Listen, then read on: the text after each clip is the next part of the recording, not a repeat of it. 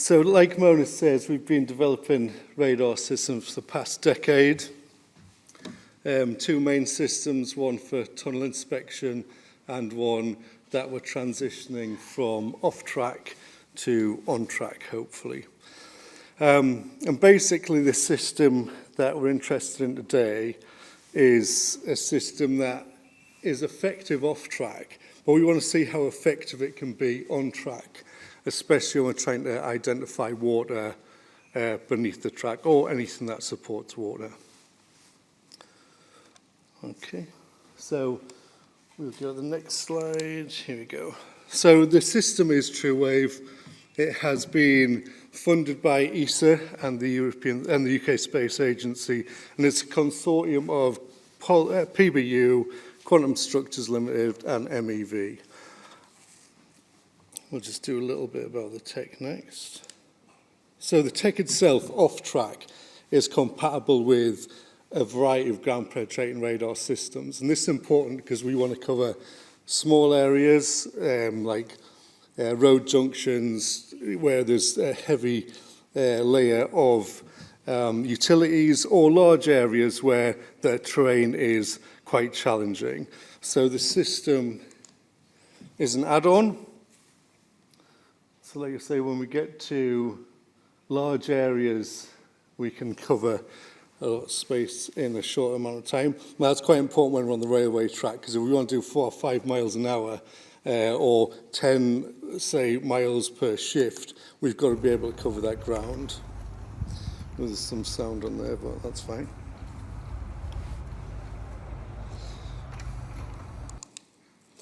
Okay, so the technology works by combining 3 different data sets: GNSS, IMU, and GPR. And what that allows us to do, unlike conventional GPR, is we can reconstruct subsurface images using the satellite. So we collect all the data, and rather than having to walk in straight lines like conventional radar has done, we can walk in any direction, and the satellites reconstruct the data into a subsurface feature. 3-dimensional, and what that means is we can start to pull away from hard-to-interpret grainy images that Network Rail and a lot of utility companies are used to. So what happens when we transition the TrueWave system off-track to on-track? This is the next stage of our development. We've got a contract change notice pending with ESA. They want us to extend the contract because they've seen some experimental work that we've done, and with the support of Network Rail, I think the system will be very useful. So we did 4 experiments, basically, at Tuxford track. The first one was the easiest target. What do we want to do? We want to see railway sleepers in an X-ray form. So I'm going to use the laser pointer here. So we see this. This is B-scan data. So Network Rail normally gets a slice of data cutting right through the centre of the track. But if we put a mass array on there, what we can start to see is the sleepers in an X-ray form, so here. So we can start to see them sleepers rather than see B-scan. And this is all part of getting away from the hard-to-interpret data. The next easiest target for us was to identify a calibration block. So basically, the ultrasonics train at Tuxford, there's 11 of these on the track, and again, what we see is the B-scan data at the bottom of the screen, which shows a hyperbola. That's what is seen for the ultrasonics block. But what we decided to do is see if we could image that block. If you see the orange rectangle there, for the first time we can actually see this piece of metal rather than just see the hyperbola. So next we went to culverts, which I know Mona's very interested in, and so again, we can see the culvert. We can't just see the hyperbola, we can actually see it as a 3-dimensional form. Now in the next slide, I'll talk more about 3 dimensions. So with this array, what we can do is we can start to pick up water. So we've got the culvert, that's one of the main things we want to find. But what we can also do is find water that's pooling beneath the track. So if we imagine this is the bridge, and to the side of the bridge is water runoff. So the water actually starts to pool under the bridge in the under the track. Now this video hopefully will play. So we can start to see the water there. It ponds, and then it slowly transitions down.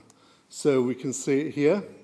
So rather than just see water ponding, what we can see is the water's pooling an area, a catch bit, beneath the track, but then it's also transitioning down the track. So we can follow that, we can actually map it, and when we can map it, we can put it into a three-dimensional data set, which gives us accurate locations. So your maintenance guys can go along with the data, with the GNSS staff and figure out where this water is. So I'm just going to play that video one more time, because for us this was quite a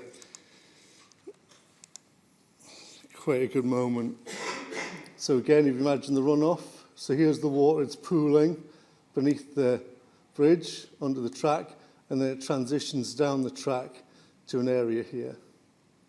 So as we come back up the data, so we've sliced down the data slice, now that we come back up the data slices, we can start to trace that water.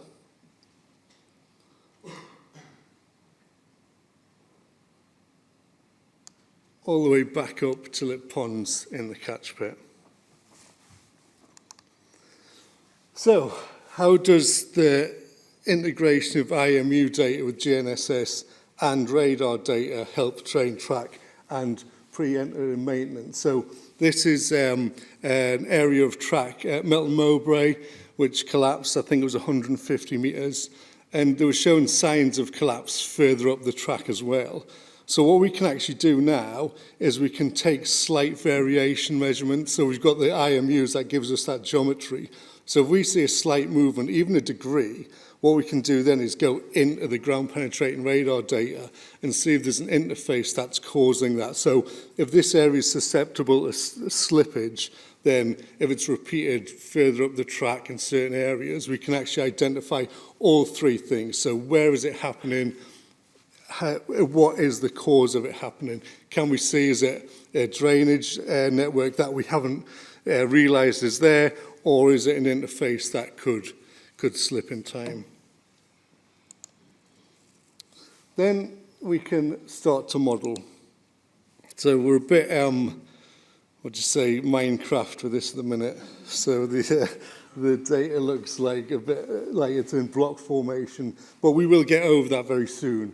So what we can do is we can start to see, the catch pit, we can start to see the transition over the water, and we can give it a realistic view. So if your maintenance teams are on the ground, they can start to relate to, yeah, there's the bridge, here's our coordinates, this is the direction of flow of the water, or this is where the culvert is.